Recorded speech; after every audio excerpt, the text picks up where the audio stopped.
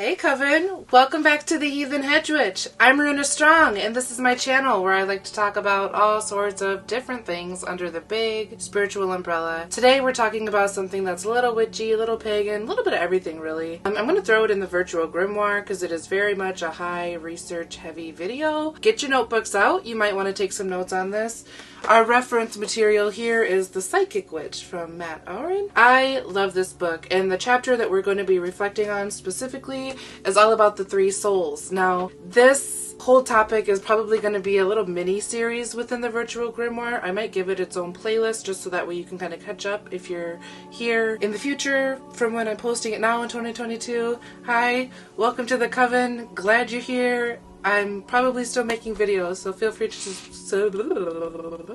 subscribe and hang out. Click the bell if that's still a thing in the future. It is right now.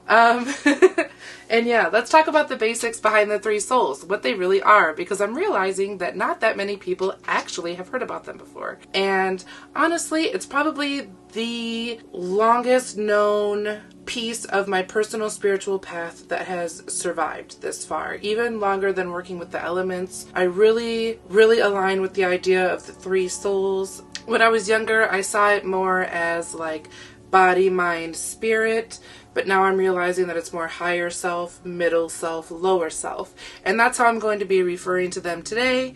So keep that in mind.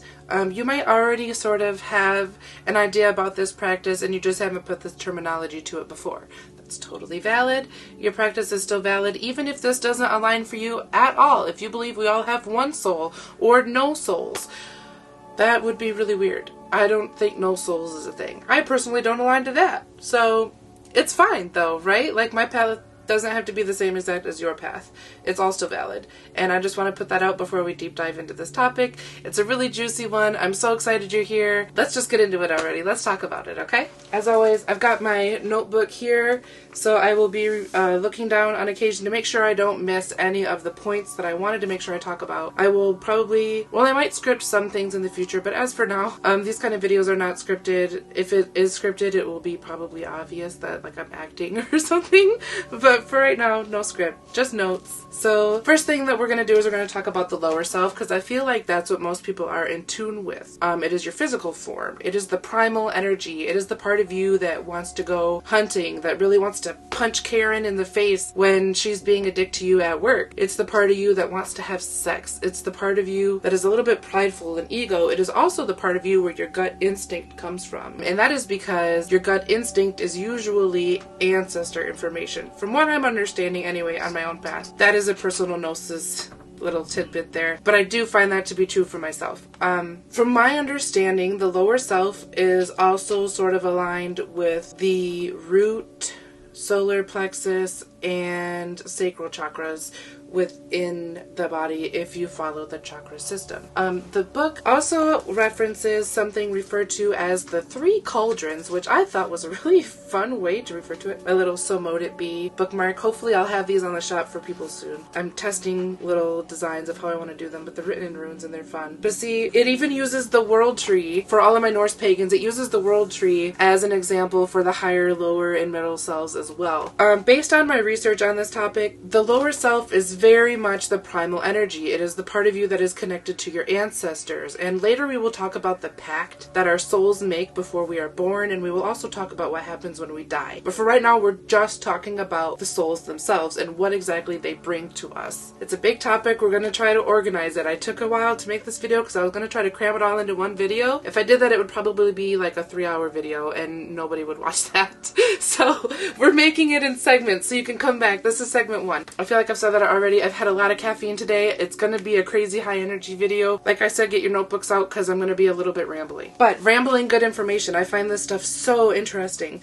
So this is where they talk about the three cauldrons right here. And the three cauldrons are wisdom, movement, and warming, which I thought warming was an interesting way to word it. But I feel like it's like the comfort of being grounded is what I'm guessing because of it being the root chakra. Now the book says that each souls exist within a different realm before they come together. I find that very interesting and also very practical. You know, they all vibrate at different levels, so for them to exist in the same space doesn't really make sense. Now let's talk about the higher self. I know I'm going a little bit out of order order. I should do the middle self, but the middle self is created when the two come together, so I'm going to save that one for last. But first, let's talk about the higher self. The higher self is the higher consciousness, the part of us that likes keep regenerating, right? Like when the Christians talk about everlasting life, they're talking about what the higher self does. They don't really acknowledge the fact that the lower self goes to the ancestors. I find that a lot of people, at least from my personal practice, and quite frankly because of my religious trauma, there were a lot of folks in that faith who feel like dead people aren't really dead people, they're demons. I disagree. I feel like there's a lot more to be explained about what happens when we die, and we will talk about that when like part 3 comes out, I believe, of this mini-series. I have up to 4 parts planned so far. Thank you for being quiet though. I didn't even know you came down the steps. That was good. Did you like float? No, I just took my slippers off. Oh.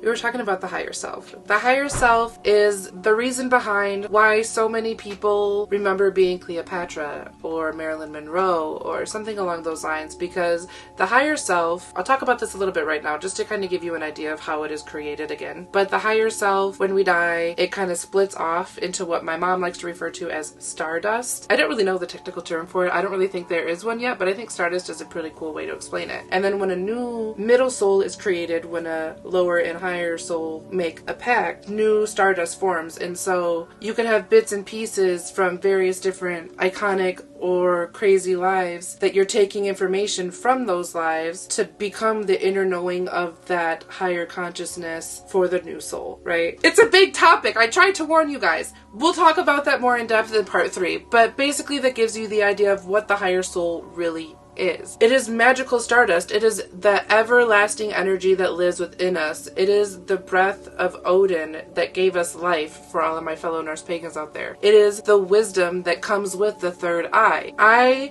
like to think that when the higher self goes to report back to the Akashic records, according to some beliefs, such as what is stated in this book, I like to also think that maybe the Akashic records are Mimir's well, and that's why Odin wanted his eye in there, so he could see all of the fresh information that's being dropped off by all of the higher selves that are coming back to report their findings. Because the higher self mission is to discover wisdom, to learn new things, and to help the lower self heal. Because by helping the lower self heal the generational curses, blockages, all of that stuff, they are able to gain wisdom from the experience itself. And so together they make a deal and say like, yes, hi, I will help you. And we'll talk about that in part 2 more in depth. But this is what the higher souls are, right? The higher souls are the ones that interpret any divine messages that come through. It's usually our higher self that tells it to us, and they might tell us who the deliverer are. They might not know who the deliverer are because our higher selves are not divine. They are on the path to becoming divine. And some people, when they die, their higher self becomes what is referred to as an ascended master. And those are the people that we remember historically as just being so wise, so kind, so loving. They operated fully from the heart chakra. These people are like Jesus. But I just have a lot of various different findings going over this topic. I think it's really interesting to talk about. You know, Mother Teresa would be considered an ascended master as well. It's not just men, okay? Women are ascended as well. I find that very, very compelling and really interesting when doing the research on these souls. I find the highest soul to be probably the most interesting because the wisdom goes through various different realms and various different dimensions, whereas the lower selves only operate from that realm, from my understanding. So like my lower self has always been a human being.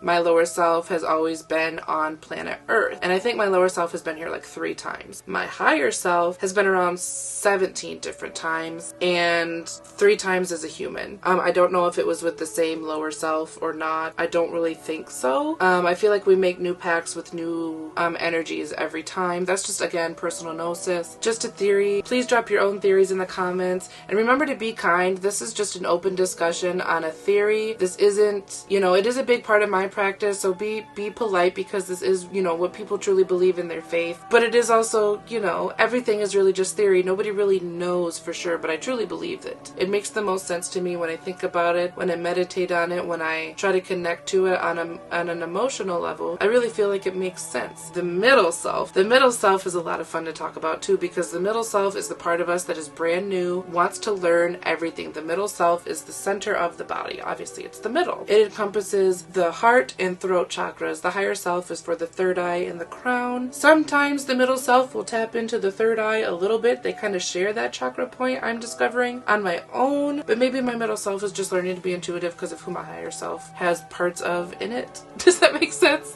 And we don't need to talk about my personal journey and who I have been and blah blah blah. Like, if you knew me, you probably see it, and what up, bitch? I'm back. But for the rest of you, it's fine. You don't need to see who I was before. It's none of them, you know, that's not the topic.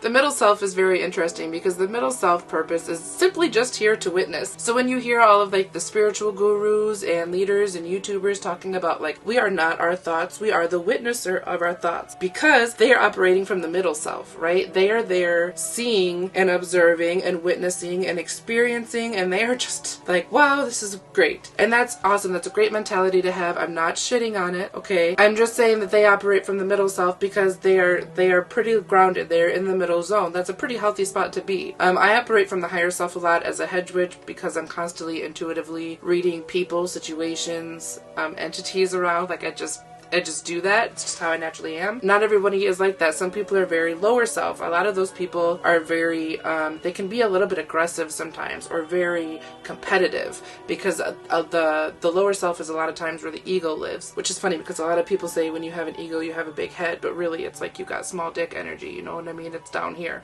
And when you got an overactive ego, you think you have big dick energy. You don't. You do not.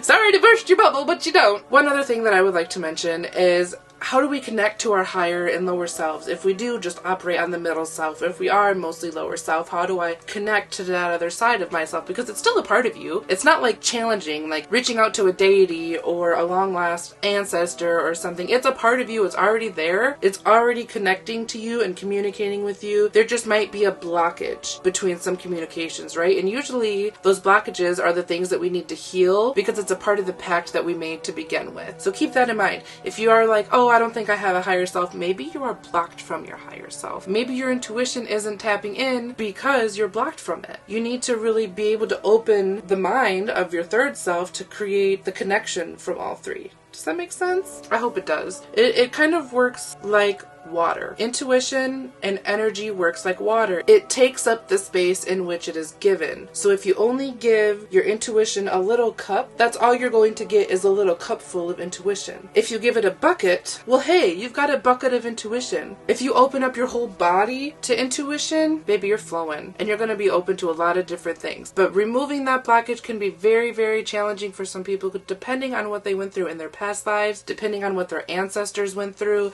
depending on what their ancestors did. It is different for everybody. Do not shame yourself or others just because you struggle to tap into your higher self, lower self, middle self, what have you. Everybody starts at a stronger point somewhere because, and this is just a personal belief, one of your souls, higher or lower, needed the pact more than the other one. And so I believe that this is why that soul kind of takes us out of balance a little bit at first, but when we can get in tune with all three sides of ourselves, and this is not like DID or something like that. This isn't like having multiple, our thoughts might conflict between higher and lower self sometimes, but it's not like having conflicting personalities. It's a very different thing, okay? We all have this under my belief and under my understanding. So it is not the same as that. I just want to put that disclaimer out there before I get any weird haters in my comments, because that happens sometimes. So the way that the middle self is described is as the speaker and the listener. So at the end of the day, the middle self is the one that represents us more. That's why I say it is aligned with the throat chakra. And it is also what feels the most, because the middle self has never been born before. It will live once and only once. And I feel like a lot of the people who are like, YOLO, you only live once, those are people who probably operate from the middle self the most because they feel like they only live once because they are in their middle soul the most. Does that make sense? So I feel like this could be really weird for some people, and then other people are going to be like, yeah, totally. So I mean, that, you know, which one you are in the comments if you're like, or if you're like, dude, totally. If you're a dude, totally, you need to subscribe and you need to come join the Discord because we talk about this stuff on Discord all the time. All the time. Oh my God.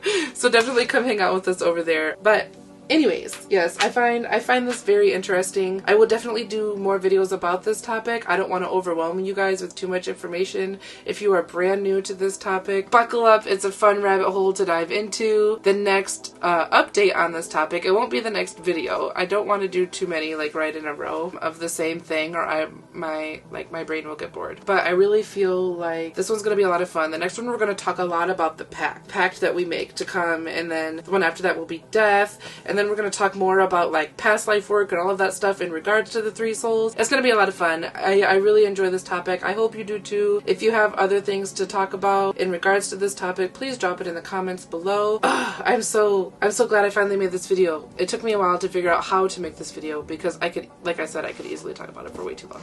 So until the next time, love and peace. Stay weird like the madman Odin himself. Be good to each other. Spread kindness around like it's COVID. Sorry, too soon. Okay, bye!